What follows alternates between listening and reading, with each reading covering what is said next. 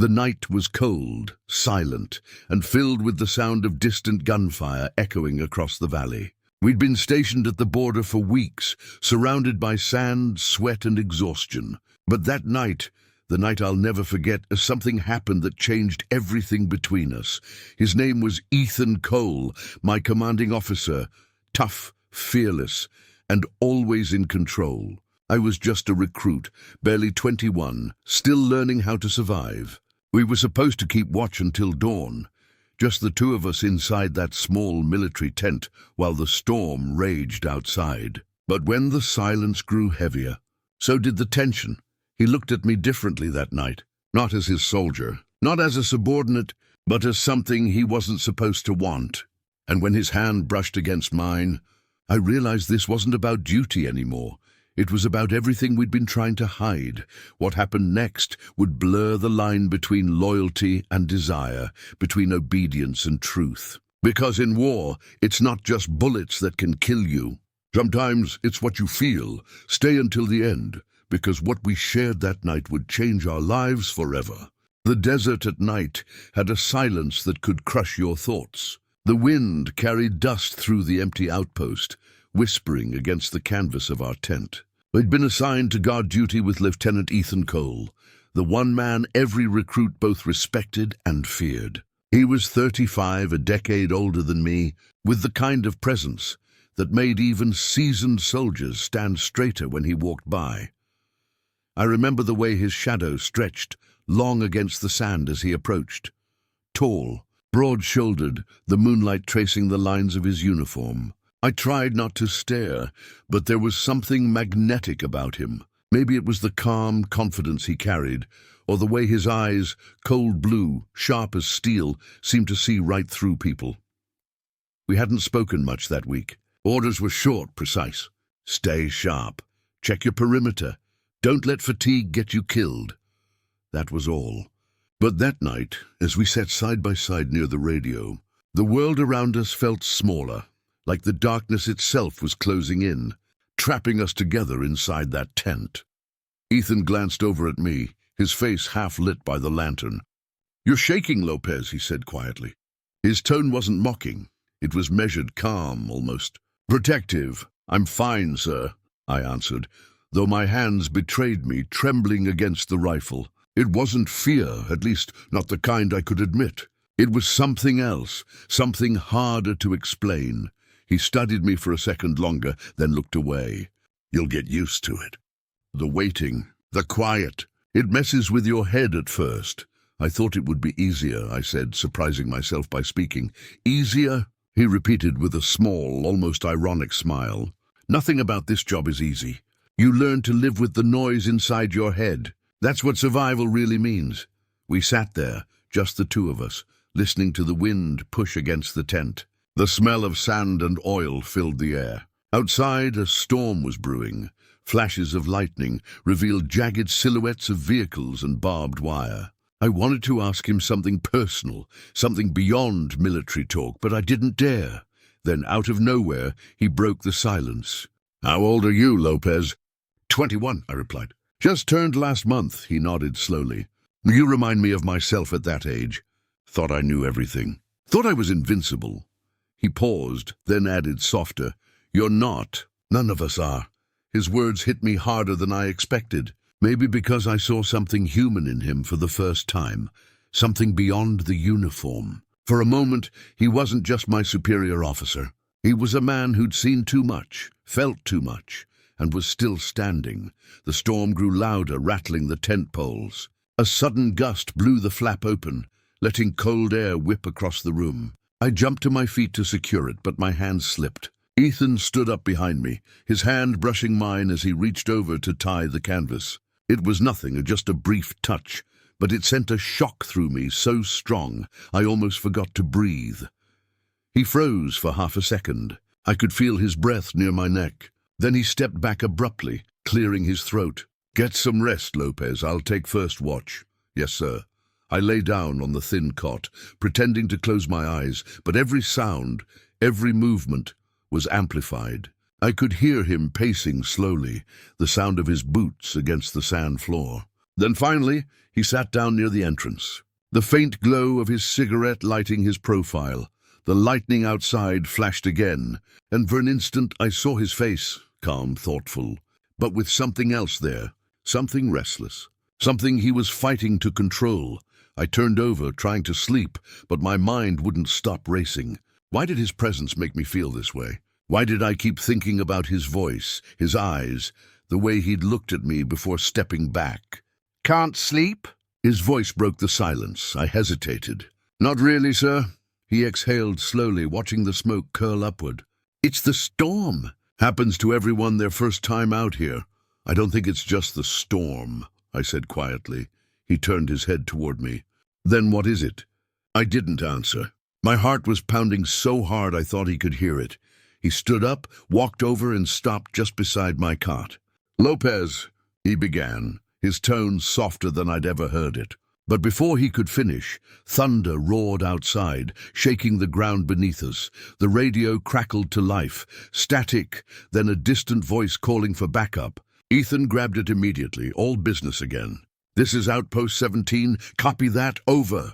I sat up, adrenaline kicking in. The moment was gone. The spell had broken. He barked orders for me to gear up, his tone back to its usual authority. But as I strapped on my vest, I caught a glimpse of his face, and for a fraction of a second I saw hesitation there. Like he was about to say something else, something he couldn't. "Move out," he ordered, and as we stepped into the raging desert storm, I knew that whatever had started between us inside that tent wasn't over, because something had shifted, and no amount of war, discipline, or silence could undo it. The wind cut across my face like a blade as we stepped into the storm. The night had turned into a blur of sand and thunder, the world beyond a few meters disappearing in an orange haze. Ethan led the way, his rifle raised, every muscle in his back moving with precision under the dim light. I followed close behind, clutching my weapon, trying to keep my breathing steady. "Stay low, Lopez," he ordered through the roar of the storm. His voice wasn't loud, but it carried that same command that always made you obey without thinking.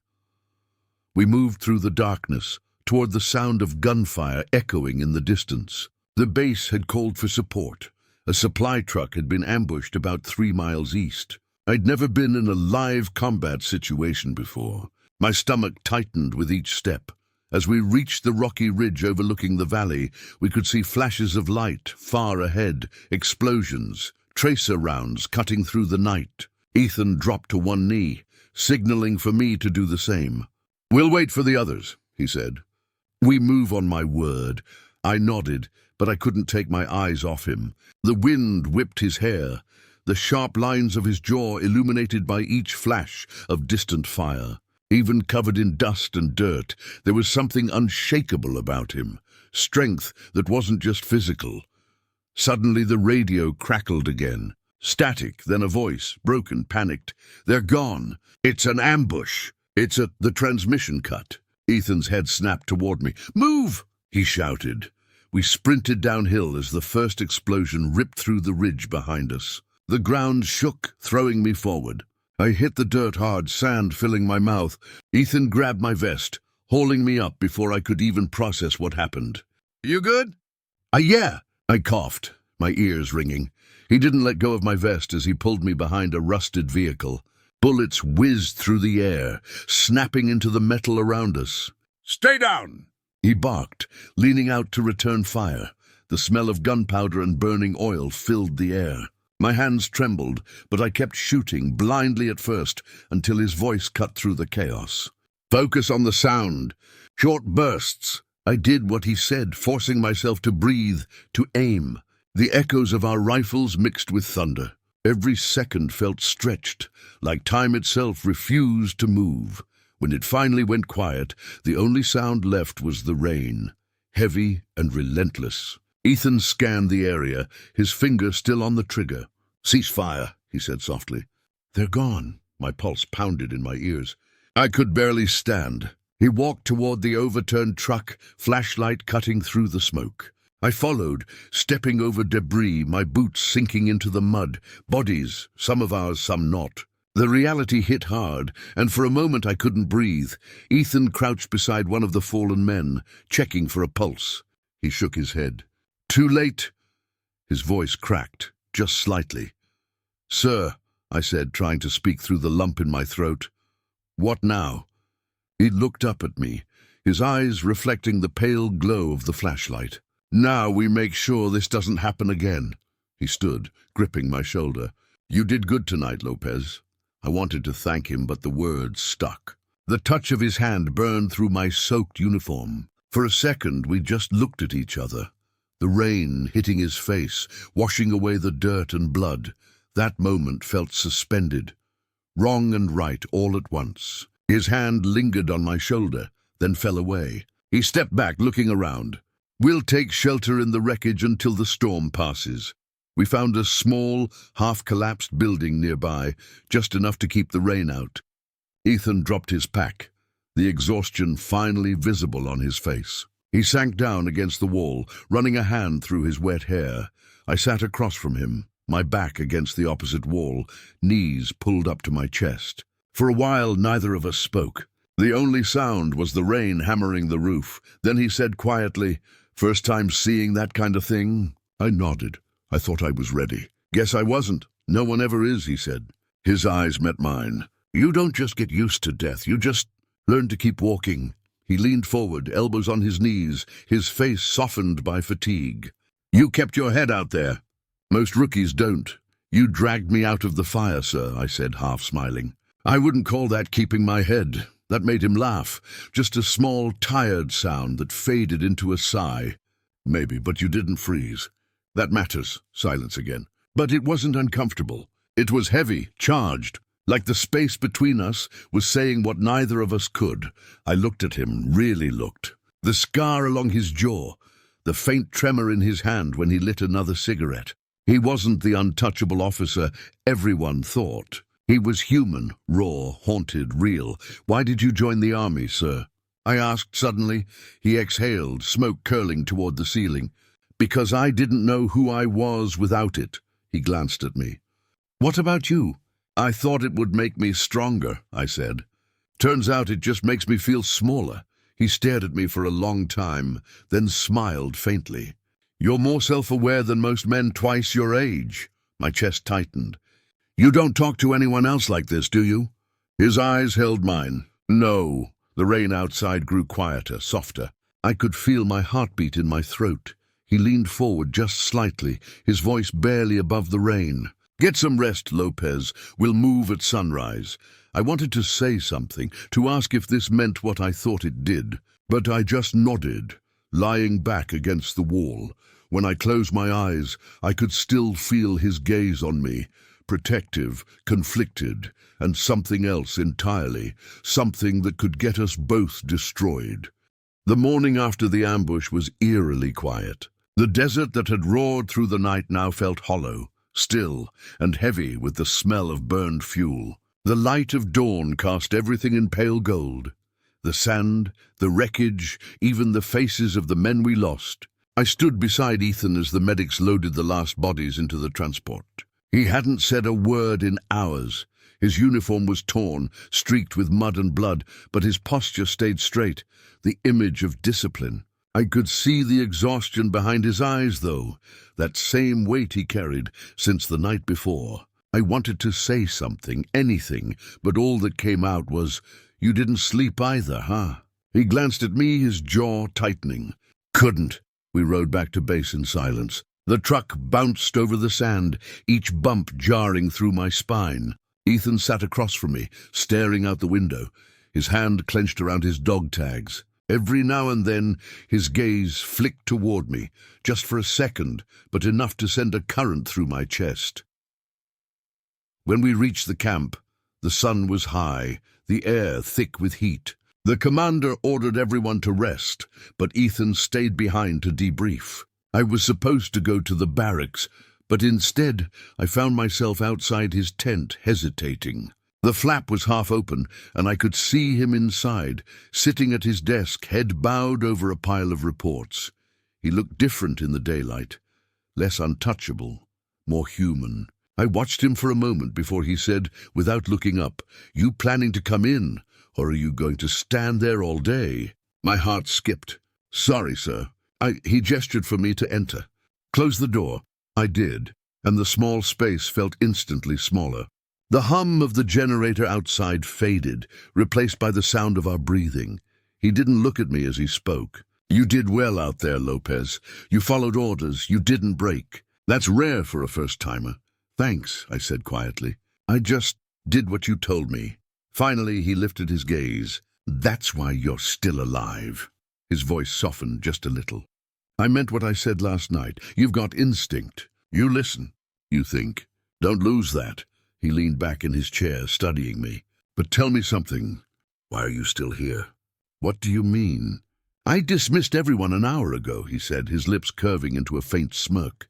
"Yet you're standing in my tent like you've got something to say." I felt my throat tighten. "Maybe I do." He waited. "I just wanted to thank you," I managed, "for saving me, for everything." Ethan stood slowly, the movement deliberate, controlled. "You don't need to thank me for doing my job. I'm not talking about the mission," I said, my voice low. That made him pause. His eyes flickered, the faintest shift, but it changed everything. The air between us thickened. "Lopez," he said finally, his tone unreadable, "you need to be careful with what you say." "I know," I swallowed, "but I can't pretend last night didn't happen. The way you looked at me, the way it felt." He stepped forward so fast I forgot how to breathe. "Stop!" I froze. He was inches away now, his voice barely above a whisper. "You don't understand what you're saying. Out here, rumors get men killed. Careers destroyed. I can't afford that." "You can't." "I don't care," I said. "You saved me. You stayed with me. You didn't have to." His jaw clenched. "I did it because it was my duty. Then why are you still here talking to me?" The words hung in the air like a spark waiting to catch. He stared at me, chest rising and falling, his composure cracking just slightly. For the first time since I'd met him, he looked unsure, vulnerable. "Because," he said finally, his voice trembling, "I don't know how to stop." The confession hit me harder than gunfire. Before I could respond, the tent flap rustled, a voice outside calling for him. "Lieutenant Cole, command wants you." He turned away instantly, snapping back into his mask of authority. "I'll be there," he barked. Then he looked back at me, his voice quieter. "You need to leave, Lopez, now." I hesitated. "Ethan," he cut me off. "That's an order." I left. But the moment I stepped into the blinding sunlight, I knew something between us had shifted for good. The rest of the day passed in a blur. I tried to focus on drills, cleaning equipment, anything that kept my mind busy. But every time I closed my eyes, I saw him, the look in his eyes when he said those words. I don't know how to stop. That night I couldn't sleep. I wandered toward the training yard, where the dim security lights glowed over the sandbags. And there he was, standing alone near the fence, staring into the distance. He turned when he heard my footsteps. For a moment neither of us spoke. The air between us felt fragile, dangerous. "You shouldn't be out here," he said softly. "Neither should you," I replied. He smiled faintly, but there was sadness in it. "You really don't know when to quit, do you?" "Not when it comes to you," I said before I could stop myself. His expression changed. The wall he'd built all day finally crumbled.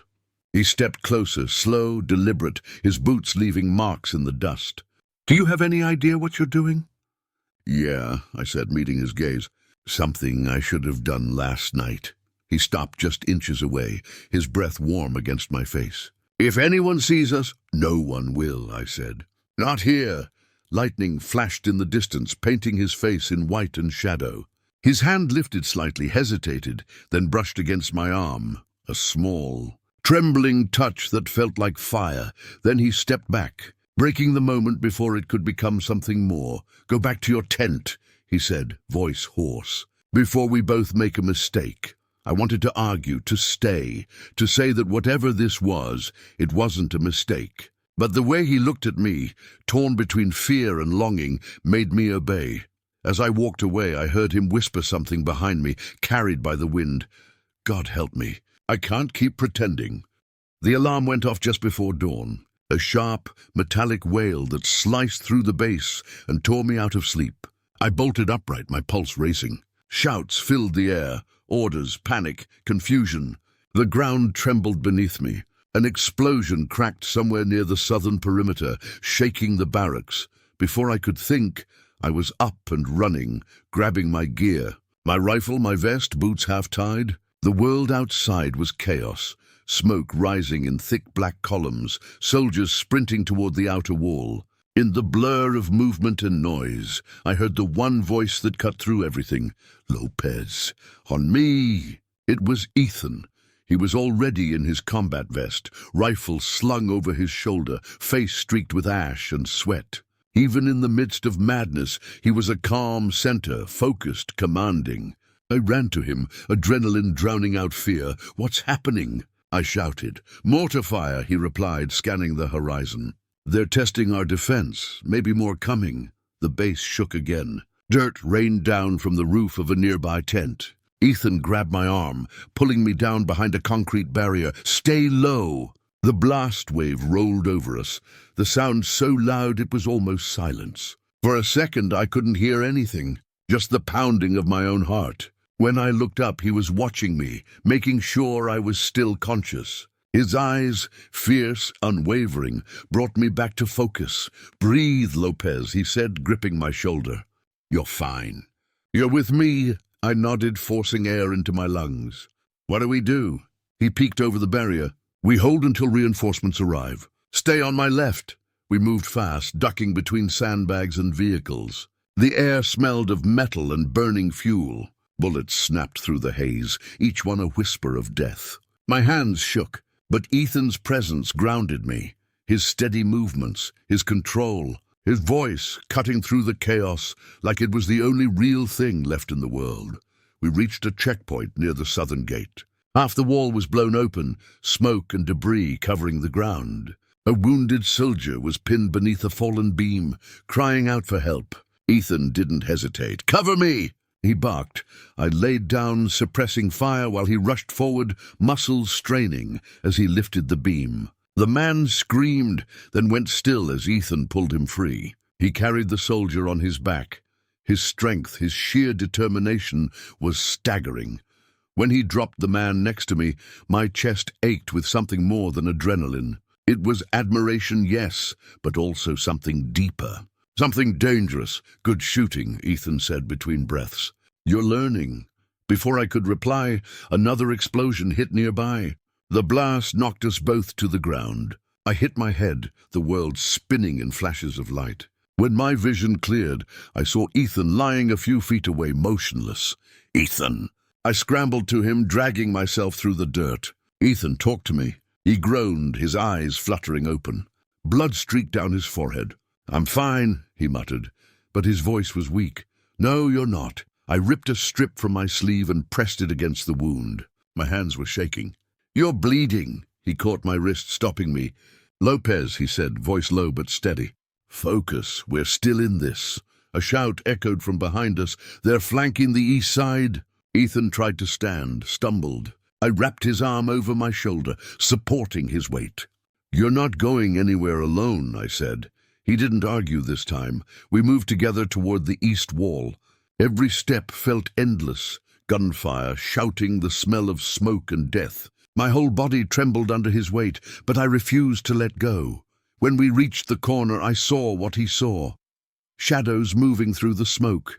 Enemies closing in. We ducked behind an overturned truck. Ethan lifted his weapon with one hand, aimed, and fired.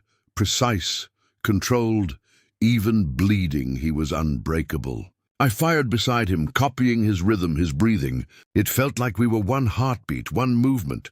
Soldier and soldier, but something more. Something that didn't fit the rules we lived under. A bullet ricocheted off the metal near my face. Sparks flew. Ethan shoved me down, shielding me with his body. Stay down. He took another shot, then another. Silence followed, the kind that feels deafening after chaos. When I looked up, I saw it, a streak of blood running down his arm, soaking through his sleeve. Ethan, he glanced at the wound, winced. Just a graze. I didn't believe him, but there was no time to argue.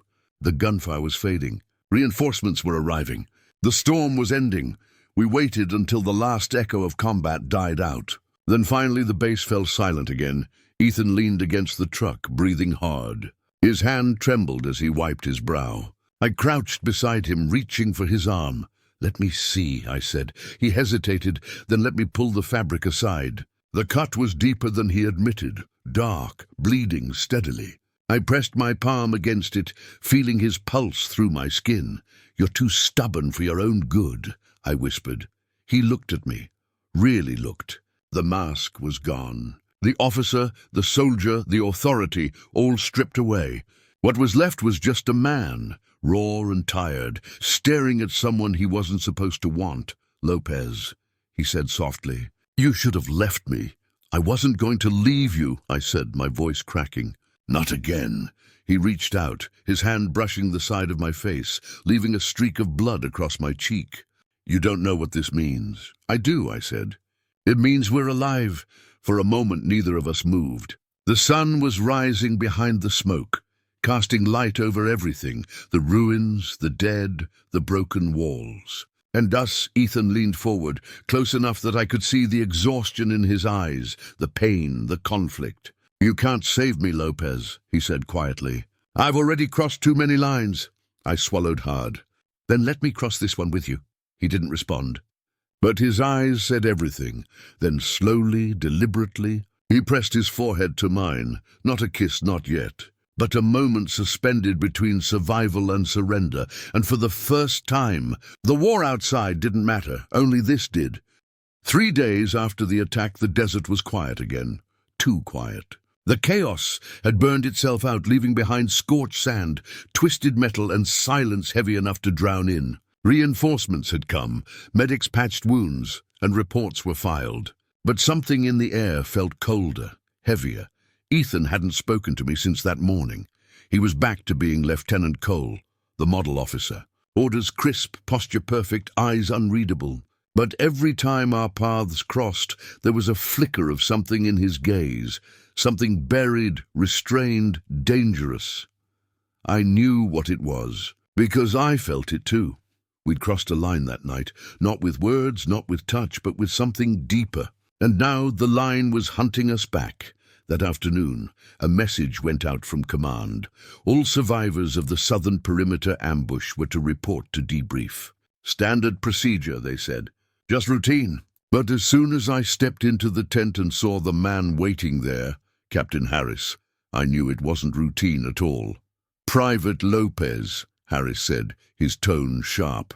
"Sit," I obeyed, the chair cold against my back. Ethan sat across from me, his face stoic, every trace of emotion locked away. Harris leaned forward. "We've reviewed the mission logs and the comm reports. You were both off radio for approximately 42 minutes during the attack." His eyes narrowed. "Explain that." Ethan spoke first. "Signal interference from the blast zone, sir. Standard radio disruption." Harris didn't look convinced. "Interesting, because one of the patrol drones picked up movement in that sector. 2 figures, one assisting the other. You carrying your subordinate lieutenant?" "Yes, sir." "He was injured." Harris said, studying him. "And afterward? Why did you stay behind in the wreckage for over an hour when the all-clear had been given?" Ethan's jaw flexed. "Securing equipment. Ensuring no enemy remained hidden. It was a perfect answer. Professional, precise." But Harris wasn't done. He turned to me. "Private Lopez, you were there. Does your version of events match the lieutenant's?" My throat went dry. I could feel Ethan's gaze on me. Not pleading, not warning, just steady. Trusting me to hold the line, "Yes, sir," I said. Exactly as he said. Harris watched me for a long moment, then leaned back. "You're both lucky. You brought back valuable data drives. Command's pleased with that. But," he said, his tone turning colder, "rumors are spreading. Some of the men claim they saw you two together at night, off duty, outside the barracks. You understand how that looks, right?" I felt the air leave my lungs. Ethan didn't move. "With respect, sir," he said, voice calm, "my men and I maintain a professional relationship. Nothing more." Harris smirked. "I'm sure you do. Still, I'll be watching. We can't afford distractions." Not out here. The word distractions hung in the air like a threat. When he finally dismissed us, I followed Ethan out into the blinding sunlight. The silence between us was suffocating. We walked until we reached the edge of the camp, where the sand met the wire fence. Only then did he stop. "You should have said something else," I said quietly. He turned to me, eyes blazing. "And what?" "That I can't stop thinking about you. That every time I close my eyes, I see you bleeding, and I hate myself for caring." His voice cracked on the last word. I froze. I'd never heard him sound like that. "I don't regret saving you," he said, stepping closer. "But I regret letting it show." The distance between us vanished. I could feel the heat coming off him, smell the dust and sweat, and something human underneath it all. Something that made my chest ache. "Then stop pretending," I whispered. His hand twitched, like he wanted to reach for me but couldn't. "You don't understand. Lopez, men have been court-martialed for less. Careers destroyed. If they find out—" "I don't care about careers," I said. "I care about you." He shut his eyes, pained. "Don't say that. Why not?"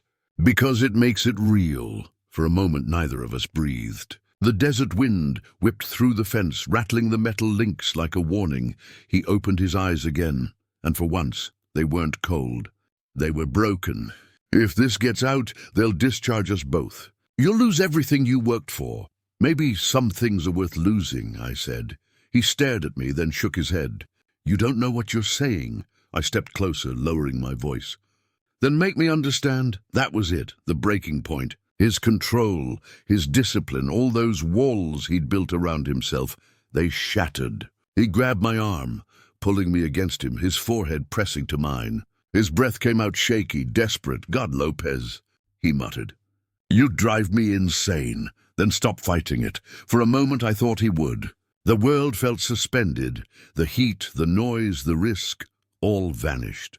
Just him, his heartbeat against mine, our breaths mixing in the space between us. But then he let go, stepped back. His voice broke. "I can't." The words hit harder than any bullet. He turned away, pacing. "You need to forget this happened. Forget me. Go back to your unit. Keep your head down." "I can't do that," I said. "Not after everything." He stopped, his back still to me. "Then you'll get hurt." "I already am." Silence. Only the wind answered. When he finally turned around, there was something final in his expression. "They're transferring me," he said quietly. "New assignment. Starts tomorrow." The words slammed into me like a punch. "What?" "Command's orders," he said. "Different region, no contact. Maybe it's for the best." "No," I said, my voice shaking. "You can't just leave." "I have to," he said. "Because if I stay, I'll destroy you and myself." The tears burned before I could stop them. He reached out, brushing a thumb across my cheek, his touch so gentle it hurt. "I wish things were different," he whispered. "So do I said. He leaned in, his lips almost touching mine, almost, and then he stopped, pulling away before the world could give us permission to be human. "Goodbye, Lopez," he said, and then he walked away. His shadow stretching long across the sand until the wind swallowed it whole. That night I didn't sleep. I sat outside the barracks, staring at the horizon until dawn broke again. Another day, another war, another silence. But deep down, I knew this wasn't the end. Because love like that doesn't die. It just hides, waiting for a time when the world is brave enough to let it live. The morning Ethan left, the base was silent. The kind of silence that only comes after something breaks. Not from noise, but from absence. The engines of the transport truck growled in the distance, a low hum fading into the desert. I stood by the fence, my boots sinking slightly into the sand, watching the dust trail disappear until it was gone. He didn't look back, and I didn't call out. That was how soldiers said goodbye. No promises, no tears, just a nod, and silence heavy enough to choke on. Days passed. Training continued.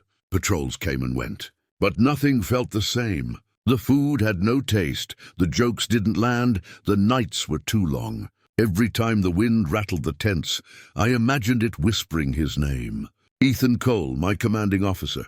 My secret, my mistake, my everything. Sometimes I went to the spot by the fence where we'd last spoken. The desert still carried the faint marks of his boots. I'd stare at them until the sun burned my eyes, until I'd almost convinced myself he'd come back. Then one evening, as the light turned gold, a convoy roared through the gates, battered, scorched, carrying soldiers I didn't recognize. One of them limped past me, muttering something that made my heart stop. Eastern Ridge. Ambush. Cole's unit didn't make it. The words hit like a bullet. I grabbed his arm. "What did you say?" He looked at me, dazed, exhausted. "Cole's squad. They were hit 3 days ago. We tried radio contact. Nothing. I'm sorry, man." For a moment I couldn't breathe. The world tilted. The air vanished. I felt everything and nothing at once. I stumbled back to my tent, hands shaking, vision blurring. The walls felt too close, the air too thick. My chest hurt like something inside me was tearing apart. He couldn't be gone. He couldn't. I sat there for hours, staring at the dirt floor, trying to convince myself it was just a rumor. He was too strong, too careful, too stubborn to die like that. But the next morning, Command confirmed it. KIA, killed in action. 3 letters that shattered me. They said his convoy had been ambushed in the mountains. He'd stayed behind to cover his men's retreat. They found the others alive. They never found him. I asked to join the recovery team. They refused. Said I was too close, that I needed rest. Rest! As if sleep could fix something like that. That night, I went anyway. I didn't care about orders anymore. I took a jeep, drove out into the desert alone. The wind howled around me, a song of ghosts and grief. By the time I reached the ridge, dawn was breaking. Pale light spilling over the rocks, painting everything in shades of gold and sorrow. The wreckage was there. Burned-out trucks, shattered weapons, silence. I searched through the debris, through the sand stained with stories I couldn't bear to read. And then I found it, half buried beneath the dust, his dog tags, cold metal, still smeared with blood. I fell to my knees, clutching them so tightly the edges cut into my palm. My vision blurred. My breath came in ragged gasps. He was gone. All the words we hadn't said, all the moments we'd never have. They came crashing down at once. "I told you not to save me," I whispered, my voice breaking. "But you did it anyway," the wind answered, carrying the faintest echo of his laugh. Or maybe it was just the desert playing tricks on me. I pressed the tags against my chest, closing my eyes, and in that silence I remembered everything. The way he'd looked at me that night by the fence, the tremor in his voice when he said he couldn't stop, the warmth of his hand on my face, the way he'd walked away to protect me, and suddenly I understood. He hadn't died running from me. He died the same way he'd lived, protecting the people he cared about, even if it meant losing everything. By the time I drove back to base, the sun was high, the horizon endless. I went straight to the commander's office and placed the dog tags on the desk. "Recovered from the ridge," I said quietly. The commander looked up, his expression softening. "You were close to him, weren't you?" I hesitated. "He taught me how to survive," he nodded. "He saved lives that day. The report says he refused to retreat until everyone else was safe." "Yeah," I said, swallowing hard. "That sounds like him," the commander exhaled. "I'm sorry, Lopez, truly." I nodded, turned and left before he could see my eyes. That night I sat outside again, the desert stretching endless and empty before me. The stars blinked cold and distant, just like the night we'd met. I took out the tags, letting them glint in the starlight. I thought of the promise I'd made to myself the first day I joined the army. Don't get attached. And how spectacularly I'd failed. But maybe that failure was the only thing that had ever made me human. I don't know if Ethan ever loved me the way I loved him. Maybe what we had was too fragile for words, too forbidden for the world we lived in. But I know this. When everything was falling apart, he looked at me like I was the one thing worth saving.